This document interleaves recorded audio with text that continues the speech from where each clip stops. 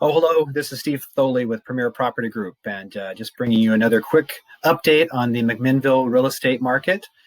This update will cover the past 6 weeks of market activity, ending this past Sunday, January 23rd. So I'm going to share my screen with you now so I can share some info with you.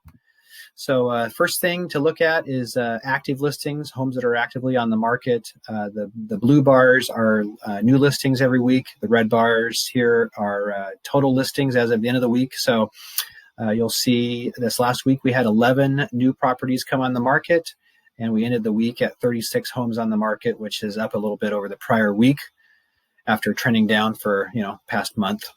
So that's good to see. Median list price and days on market for the active listings. You'll see we had a low of about 475,000 about 5 weeks back, and then it trended up to about a high of 595,000 a couple weeks ago. And then this past week fell back down to 488,000 was the median list price for this last week. And then similarly, the days on market, you'll see started at 35 days, trended up, clear up to about 63 days of average market time for the actives a couple weeks back. And then this last week popped back down to about 45 days. So roughly about an average of a month and a half of average market time so far for the homes that are currently active. Moving to the pending listings, you'll see that this last week we ended up with 8 new pendings, which is down a little bit from the prior couple weeks. And then the total pendings has been trending up for the past month and a half, 77 clear up to this last week, 94 pendings as of this last week. And then looking at the median price and days on market for those pendings, you'll see it's trended down from where it was a month and a half ago. We were at 470 for a couple weeks, and then dipped down to 440.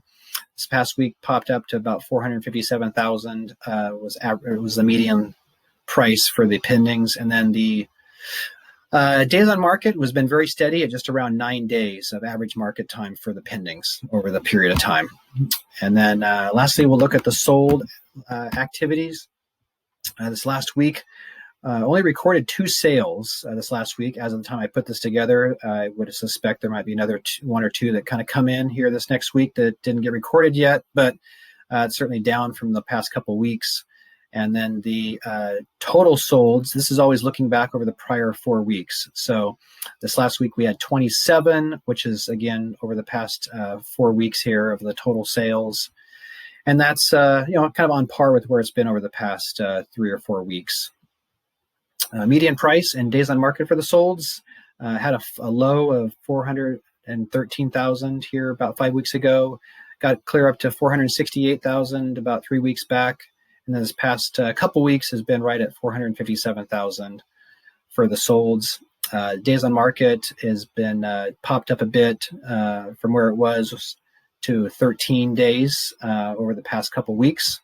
And then lastly, we'll look at the weeks of inventory and the sale price as a percent of the original list price. So the red bars represent the weeks of inventory. We had a high of a little over 6 weeks of inventory here about a month ago.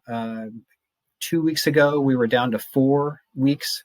This past week, we kind of came in and right in the middle of that, right a little bit above 5 weeks of inventory. So still, obviously, not a lot out there in terms of inventory, but getting a little better. So, and then lastly, the sale price as a percent of the original list, we had a low of 94.5%. That has been increasing. This last week, we came in at just under 98%. So things selling, relatively close to the original listing price in most cases. So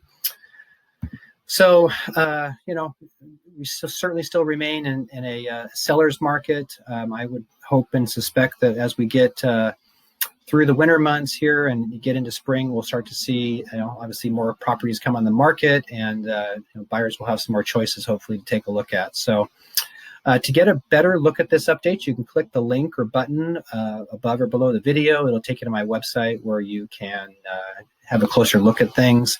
I also have there links to my buyer and seller guides, which are great resources for you to check out if you're thinking about buying or selling a home. I encourage you to check those out. Always appreciate any likes, comments, and shares that you might have. And lastly, if you don't have a real estate professional that you know and trust and feel good about, I certainly would welcome the opportunity to see if my 16 plus years of experience and local market knowledge could be a good fit for you. So if so, please let me know. I'd be happy to help. So thanks for watching and make it a great day. Bye-bye.